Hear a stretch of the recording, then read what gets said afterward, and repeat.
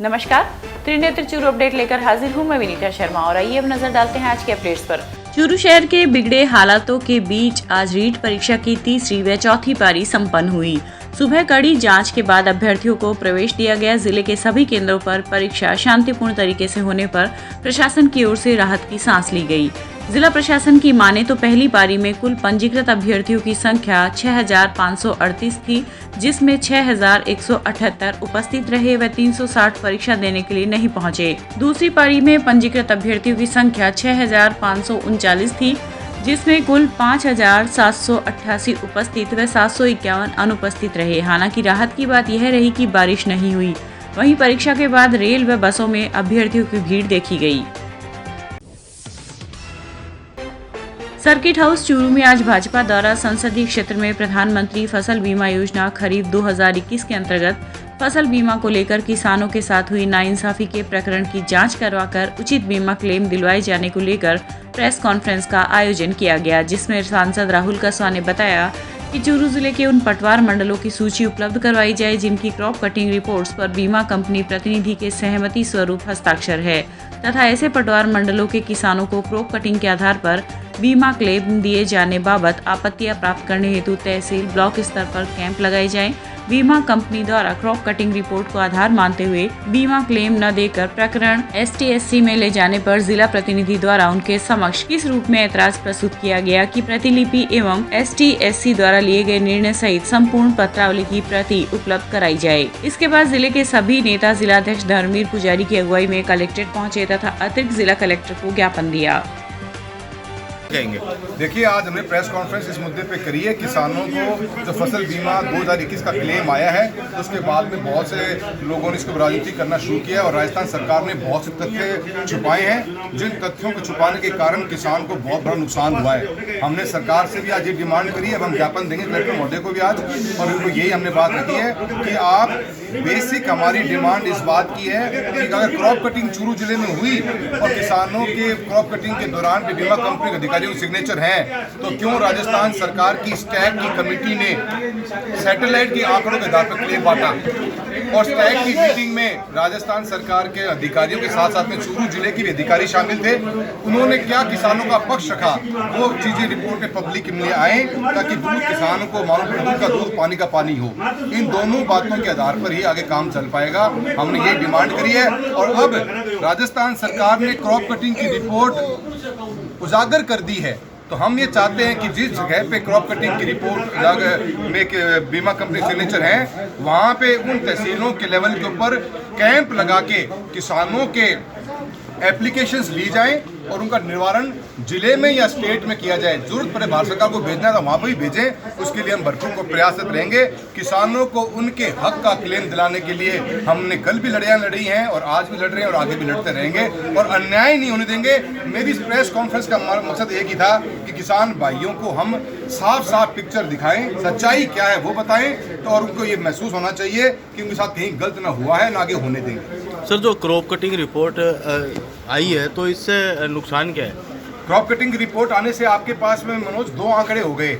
Crop cutting से कितना नुकसान हुआ और राजस्थान सरकार ने जो अभी राजस्थान सरकार की स्टैक के फैसले के बाद जो किसानों को क्लेम मिला है वो किस आंकड़े के आधार पर मिला है। तो 2 अलग अलग आंकड़े हो गए। क्या पैदावार 10,000 रुपये हेक्टेयर मानी गई कि 50,000 रुपये हेक्टेयर का नुकसान माना गया, क्या माना गया? और दोनों आंकड़े हमारे सामने जब हो गए तो किसान को कम वाले से क्यों पैसा दिया गया? पैसा तो उसको मैक्सिमम मिलना चाहिए, जो उसका अधिकतर जो उसका हक था, जो उसको नुकसान हुआ उसको वही पैसा मिलना चाहिए था। क्यों नहीं दिया गया, मुद्दा अब उठता है। तो क्रॉप कटिंग की रिपोर्ट की डिमांड पहले भी कलेक्टर महोदय से हमने करी थी, हमने कृषि आयुक्त को भी बताई थी बात ये, और आज हमने जो डिमांड रखी है उस डिमांड के बाद में हमारा मकसद ये है पारदर्शिता के साथ में एप्लीकेशंस ली जाएं, क्योंकि कई लोग इसमें बदमाशियां कर जाते हैं और कई लोग किसानों को भ्रमित कर जाते हैं, वो हम होना नहीं चाहते। इसीलिए हमने आज ये प्रेस कॉन्फ्रेंस बुलाई। राजस्थान गो सेवा आयोग के उपाध्यक्ष सुमेर सिंह राजपुरोहित, जीव जंतु बोर्ड के अध्यक्ष KC बिश्नोई व गोपालन आयोग के निदेशक डॉक्टर लाल सिंह आज क्षेत्र के दौरे पर रहे। ये लोग सालासर जाते समय संगम चौराहे के पास स्थित एक होटल पर रुके, जहां पर जिला राजपुरोहित संघ एवं सर्व समाज के लोगों द्वारा उनका अभिनंदन किया गया। एडवोकेट देवी सिंह राजपुरोहित के नेतृत्व में हुए कार्यक्रम में राजपुरोहित, बिश्नोई एवं आयोग के निदेशक का अभिनंदन किया गया। इस दौरान राजपुरोहित ने कहा कि समाज के सहयोग के लिए वे हर समय तैयार है। उन्होंने कहा कि गौ सेवा के लिए वे कटिबद्ध है। गौ माता के लिए कोई भी समस्या व शिकायत निराकरण के लिए गोपालन आयोग तत्पर है। भाइयों, आपको अब गौशाला के लिए 9 महीने का अनुदान देते हैं साल में। जो नंदीशाला है उसको 12 महीने देते हैं। जो पशु अपंग है और है उनके लिए भी 12 महीने देते हैं। ये पहली बार हिंदुस्तान में, राजस्थान में हुआ है। आज इसका अनुदान अपने हरियाणा रहा पास में, इधर हमारे पास में पंजाब रहा, इधर गुजरात रहा, राजस्थान के पास में। कहीं भी आपको नहीं मिलेगा इसका अनुदान जो दिया गया। और अभी तो और ही पूर्ति करते जा रहे हैं। जो कमी है उनको सुधार कर और कर रहे हैं। 1 अक्टूबर से एम्बुलेंस आनी चालू हो जाएगी। हर एक ब्लॉक में 1 एम्बुलेंस होगी और उसमें डॉक्टर होगा, एम्बुलेंस होगी, कंपाउंडर होगा, ड्राइवर होगा और उसमें मेडिसिन होगी। जो पशु वहाँ ठीक होने वाला है वो जगह नहीं होने वाला है उसको सरकारी हॉस्पिटल में लाएंगे। सारी व्यवस्था करेंगे, कोई नहीं। और अभी एक जो पशु आवारा पशु है शहरों में घूम रहे हैं, उनको भी कलेक्टर साहब को भी चिट्ठी भेज रहे हैं जिससे कि इनको सब गौशाला के अंदर करो, बाहर कोई नहीं रहे, जिससे कि कोई नुकसान हो। इसलिए आज आप इकट्ठे हुए। मैं तो रोज ही निकलता ही रहता हूँ यहाँ से। राजन लेसर की श्री राजन लेसर गौशाला में गो ग्राम सेवा संघ राजस्थान एवं गोपालन विभाग जयपुर के संयुक्त तत्वावधान में आयोजित कार्यक्रम में आज राज्य सरकार द्वारा बीमार एवं विकलांग गोवंश के लिए भी 12 महीने का अनुदान देने का निर्णय लिया गया। कार्यक्रम की अध्यक्षता करते हुए गोपालन विभाग के निदेशक डॉक्टर लाल सिंह ने कहा कि अब समय आ गया है कि गौशालाओं को स्वावलंबन की दिशा में भी प्रयास करना चाहिए। विभागीय स्तर पर जल्द ही इस हेतु योजना बनाई जाएगी। उन्होंने गौशाला संचालकों से संवाद करते हुए उनकी समस्याओं को सुना एवं समाधान का आश्वासन भी दिया। उन्होंने कहा कि गौशाला में जागरूक होकर हर कार्य को समय पर पूरा करे। विभाग किसी भी गौशाला को अनुदान से वंचित नहीं रखेगा जो गौशाला अनुदान के लिए पात्र है। इस अवसर पर गौशाला के कार्यकारी अध्यक्ष कैलाश डीडवानिया, बीकानेर पशुपालन विभाग के संयुक्त निदेशक विश्वेंद्र नेत्रा, गो ग्राम सेवा संघ के कार्यकारी अध्यक्ष सूरज माल सिंह निमराणा आदि उपस्थित रहे। बहुत बढ़िया गौशाला है नंदी वाली और दोनों गौशालाएँ बहुत अच्छी है। उसमें देख रेख अच्छी है। उसमें ट्रॉमा सेंटर है जो मैंने कहीं नहीं देखा, पहला इस गौशाला में देखा है। और उसमें दवाई का अलग है, ऑपरेशन थिएटर अलग है। इसे बहुत अच्छा है। दोनों डॉक्टर बहुत अच्छा काम कर रहे हैं। इसमें कोई कमी नहीं है। और गाँव वालों का इसमें अनुदान और बहुत अच्छा देकर गौशालाएँ बहुत अच्छी बनी। हम तो ये करेंगे हर ब्लॉक पर 1 एम्बुलेंस देंगे पूरे रास्ते में, जिसमें डॉक्टर होगा, जिसमें कंपाउंडर होगा, जिसमें ड्राइवर होगा और उसमें दवाइयाँ होगी। जहाँ भी फ़ोन आएगा वहाँ हमारी एम्बुलेंस जाएगी और पशु को उसकी स्थिति के अनुसार उसको हॉस्पिटल लाना पड़ा तो हॉस्पिटल जाएंगे और वहाँ दिखाना है तो वहाँ देख के उसको दवाई दे के। गौशालाओं को आज के जो प्रशिक्षण था उसमें जो मुख्य विषय था वो गौशालाओं को कैसे हम स्वावलंबी बनाएं, इस पर चिंता की गई कि जो गौशालाएँ हर जो गौशाला है वो स्वावलंबी होनी चाहिए। 3 घटक हैं मुख्य रूप से उसके कि हम मूल्य संवर्धित उत्पाद बनाएं, चाहे हमारे पास में दूध है, चाहे गोबर है, चाहे गौमूत्र है, उनके मूल्य संवर्धित उत्पाद बनाएं कि ये बात आज अपने पूरे प्रशिक्षण कार्यक्रम में कही। और इसके साथ साथ में हम गौशालाओं में नस्ल सुधार कैसे कर सकते हैं उस पर चर्चा की गई है। और तीसरी बात जो महत्वपूर्ण है कि हम गौशालाओं के खर्चे को कम कैसे कर सकते हैं ताकि हम गौशालाओं को पूर्ण रूप से स्वावलंबी बना सकें। इस ओर जो है आज हमारा मुख्य ध्यान जो है वो रहा। रतनगढ़ के वाल्मीकि समाज व सफाई कर्मचारियों की बैठक आज अंबेडकर भवन में हुई। अखिल भारतीय सफाई मजदूर कांग्रेस के प्रदेश सचिव वेद प्रकाश पवार की अध्यक्षता में हुई बैठक में सफाई कर्मचारियों की भर्ती में वाल्मीकि समाज को प्राथमिकता प्रदान करने, संविदा कर्मचारियों को स्थायीकरण में प्राथमिकता देने, वर्षों से जमादार व चालक सहित अन्य पदों पर कार्यरत कर्मचारियों को पदोन्नति देने, सेवानिवृत्ति व पदोन्नति का लाभ देने, जनसंख्या के अनुपात में शीघ्र ही खाली पदों पर कर्मचारियों की नियुक्ति करने सहित विभिन्न मांगों को लेकर चर्चा की गई। इस दौरान निर्णय लिया गया कि इन सभी मांगों को लेकर मुख्यमंत्री के नाम एक प्रार्थना पत्र भिजवाया जाएगा। बैठक में रवि चामरिया, बसंत पवार, दिलीप पवार आदि उपस्थित थे। चूरू जिला महिला अग्रवाल मंडल द्वारा हर वर्ष हरियाली तीज का एक रंगारंग प्रोग्राम का आयोजन किया जाता रहा है। आज भी उसी परंपरा को निभाते हुए इस प्रोग्राम का आयोजन किया गया है, जिसमें विभिन्न तरह के आयोजन हुए। सामूहिक रूप से हरियाली तीज मनाने का उद्देश्य राजस्थानी रीति रिवाज को जीवित रखकर आज की पीढ़ी को उससे जोड़े रखना है। उपस्थित महिलाओं ने बताया कि तीज हमारी पुरानी परंपरा है। देश के विभिन्न भागों में इसे मनाया तो जाता है, पर राजस्थान की बात ही निराली है। लहरिया, मेहंदी व झूला झूलकर ये त्योहार मनाया जाता रहा है। इस अवसर पर संरक्षिका निर्मला मंडावेवाला, चेयरमैन मीना भाव सिंह का, कोषाध्यक्ष मीना सराफ आदि उपस्थित रही। चूरू जिला अग्रवाल मंडल द्वारा हर वर्ष हरियाली तीज का एक रंगारंग प्रोग्राम आयोजित किया जाता है।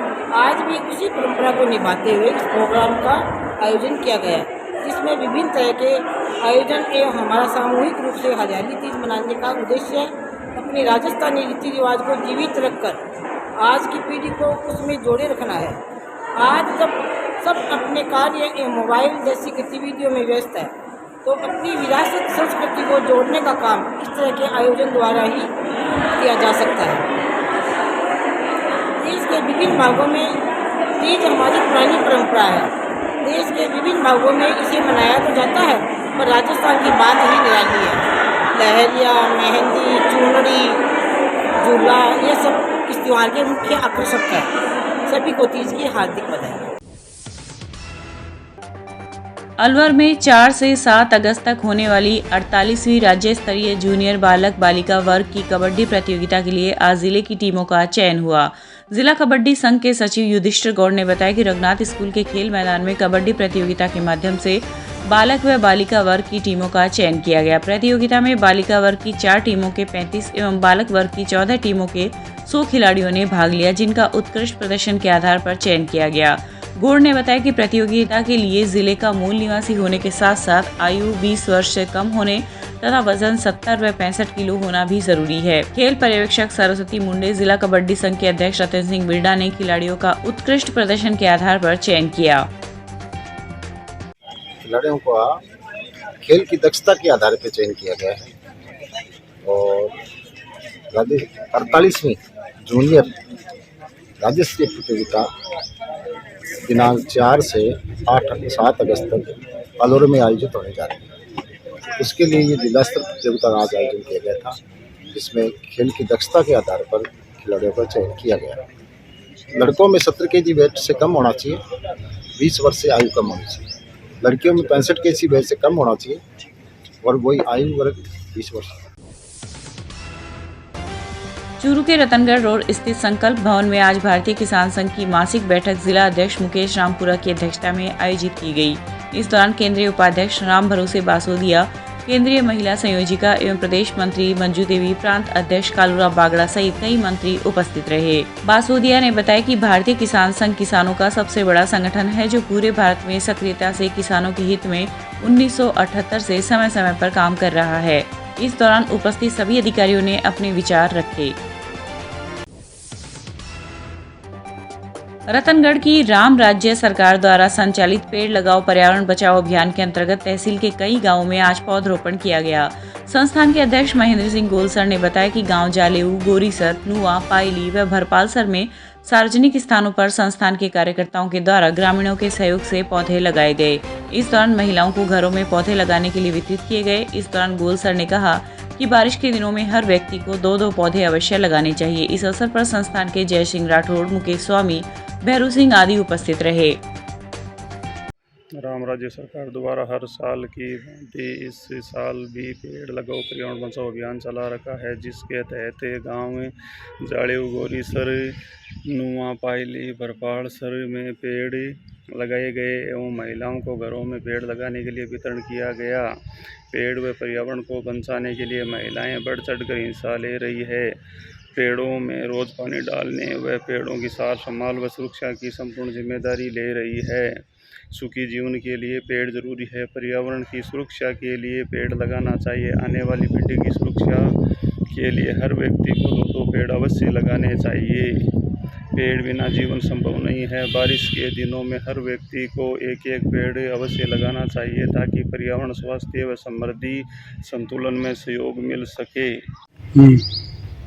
राज्य सरकार द्वारा हर साल की वजह से पेड़ अभियान चलाया गया है, जिसके तहत गाँव जलेऊ गोरीसर नुआ पायरी बरपालसर में पेड़ लगाए गए एवं महिलाओं को घरों में लगाने के लिए वितरित किए गए। पेड़ पर्यावरण को बचाने के लिए महिलाएं बढ़ चढ़कर हिस्सा ले रही है। पेड़ों में रोज पानी डालने व पेड़ों की सार संभाल की सुरक्षा की संपूर्ण जिम्मेदारी ले रही है, क्योंकि जीवन के लिए पेड़ जरूरी है। पर्यावरण की सुरक्षा के लिए पेड़ लगाना चाहिए। आने वाली पीढ़ी की सुरक्षा के लिए हर व्यक्ति को 2 पेड़ अवश्य ही लगाने चाहिए। पेड़ बिना जीवन संभव नहीं है। बारिश के दिनों में हर व्यक्ति 1-1 पेड़ अवश्य लगाने चाहिए ताकि पर्यावरण, स्वास्थ्य व संपूर्ण। रतनगढ़ के नेशनल हाईवे 11 पर बीरमसर के पास एक कार के सामने अचानक गोवंश आ जाने से कार में सवार 2 युवक घायल हो गए तथा एक के मामूली चोटें आई है। घायलों को पुलिस ने जिला अस्पताल में भर्ती करवाया, जहां पर उनका उपचार चल रहा है। सूचना पर पुलिस अस्पताल पहुंची तथा घटना की जानकारी ली। प्राप्त जानकारी के अनुसार चूरू निवासी 26 वर्षीय संजय शर्मा, 27 वर्षीय हेमंत शर्मा तथा डावला निवासी 26 वर्षीय राजेश प्रजापति एक ही कार में सवार होकर फतेहपुर जा रहे थे। ये लोग अपने एक साथी को रतनगढ़ छोड़कर वापस फतेहपुर जा रहे थे कि NH 11 पर गाँव बीरमसर के पास अचानक गोवंश कार के आगे आ गया, जिससे कार असंतुलित होकर पलटी खा गयी। राजलदेसर कस्बे के वार्ड संख्या 1 के 2 युवा साथी शनिवार को काल के ग्रास बन गए। जानकारी के अनुसार कस्बे के वार्ड नंबर 1 के लक्ष्मण पुत्र मोहनलाल ब्राह्मण व बजरंग लाल पुत्र कन्हैया लाल प्रजापति दोनों रक्षाबंधन की खरीदारी करने मोमासर के नारायण शर्मा व संजय खटी की गाड़ी में सवार होकर जोधपुर गए थे। जोधपुर से आते वक्त खींवसर के पास गलत दिशा से आ रही एक बोलेरो गाड़ी के साथ जबरदस्त टक्कर हो गई, जिससे गाड़ी में सवार दोनों युवकों की मौके पर ही मृत्यु हो गई एवं बाकी दोनों युवकों को अधिक चोटें लगने पर जोधपुर के लिए रेफर कर दिया गया। घटना की सूचना पर खींवसर पुलिस ने मौका मुआयना किया। इस संबंध में मृतकों के परिजनों ने लापरवाह बोलेरो चालक पर पुलिस में मुकदमा दर्ज करवाया तथा कानूनी कार्रवाई करने की मांग की है। चूरू के निकटवर्ती ढाणी डीएसपुरा निवासी एक बालक की अज्ञात वाहन की टक्कर से मृत्यु हो गई। हादसे की जानकारी लगने पर ग्रामीणों ने रास्ते पर जाम लगा दिया। बालक की मौत की जानकारी मिलने पर सांसद राहुल कसवा, SDM सत्यनारायण सुधार, ASP राजेंद्र मीणा आदि मौके पर पहुंचे। ग्रामीणों ने बताया कि रविवार का दिन होने से ढाणी डीएसपुरा निवासी 9 साल का अमित सिहाग अपने ताऊ के लड़के के साथ खेत जा रहा था। ताऊ का लड़का सड़क पार करके चला गया, लेकिन वाहनों के आवागमन के कारण अमित वहीं सड़क किनारे पर खड़ा हो गया। इस दौरान तेज रफ्तार से आए अज्ञात वाहन ने सड़क किनारे खड़े बालक को टक्कर मार दी। इस दौरान वहां से गुजर रहा वाहन चालक उसे गंभीर हालत में राजकीय भर्ती अस्पताल के आपातकालीन इकाई लेकर पहुंचा, जहां चिकित्सकों ने अमित को मृत घोषित कर दिया। रोड क्रॉसिंग के अंदर, इसलिए गांव वालों ने इसके ऊपर अभी अपने जो दुख है उसको व्यक्त कर रहे हैं और एक परमानेंट सोल्यूशन चाहते हैं, क्योंकि पूरा गांव इधर रहता है। वो गांव की सारी खेती इस तरफ पड़ते हैं रोड के, रोज़ क्रॉसिंग करनी पड़ती है, रोज़ एक्सीडेंट का सामना करना पड़ता है। और इसी के लिए हमने वो जॉइंट टीम भी बनाई थी कि कहाँ पे हाईवे के ऊपर 4 लेनिंग होने के बाद रोड और चौड़ी हो जाएगी, कहाँ पे हमें जरूरत पड़ेगी, उसका हमने सर्वे भी किया था। उसकी रिपोर्ट अभी आई है और NHI के अधिकारियों, गल्फार के अधिकारियों को दोबारा इंस्पेक्शन भी करनी है और उसकी एक रिपोर्ट भारत सरकार तक भेजेंगे। ये उसके भी हम कोशिश कर रहे हैं, ताकि हमारी उम्मीद ये है कि जैसे कि ये रोड BOT बेस्ड रोड है, जिसको गल्फार 30 साल तक मैनेज करेगी, तो NHI इसके अंदर कैसे इन्वेस्टमेंट कर पाएगा, उस मैटर को देख के हमारी प्राथमिकता यही है कि कहीं जहाँ जरूरत है पूरे हाईवे के ऊपर, वहाँ VUP या CUP या RUB जैसे भी डिमांड होगी इसको बनाने का काम किया जाए। यहाँ पे आप ब्रेकर की व्यवस्था करो और एक सूची बना के दी जाए, क्योंकि अभी हाईवे का काम 4 लेनिंग में तब्दील हो रहा है। तो जहाँ पे व्हीकल अंडरपास की जरूरत है, RUB की जरूरत है, तो सूची बना के दी जाए और इसको मॉनिटरिंग किया जाए। कुछ लैप्सेस रहे हैं गल्फार के कारण के, जो कंपनियाँ काम कर रही है, तो रोड जो मर्जिंग हो रहा है वहाँ ब्रेकर की ढंग से व्यवस्था नहीं है। उसके लिए आज हमने बात करी है और अभी बाकी हम सभी गांव के लोग बैठे हैं, उनसे बातचीत करने के पश्चात आपको बात क्या हुआ मामला? एक्सीडेंट हो गया था, उसमें उसकी मृत्यु हो गई। तो इसी बात को लेकर उसी वजह से यहाँ तो डॉक्टर गाँव वाले ने इंतजाम कर दिया। अभी वार्तालाप हमारी हुई, सांसद महोदय भी सकती थे, तो वार्तालाप समाप्त हुई और यातायात कितनी देर तक जाम लगा रहा और मांग यही थी कि जो कि जहाँ भी हाईवे हैं, जहाँ पे ट्रक हैं, वहाँ पे क्रॉसिंग पे इन पे ढंग से हाईवे बनाया जाए और स्टॉपर लगाए जाए। ये तो NHAI से मांग थी, मुआवजे की मांग थी। ये था आज का चूरू अपडेट। कल फिर हाजिर होंगे नई अपडेट के साथ। अब दीजिए इजाजत। नमस्कार।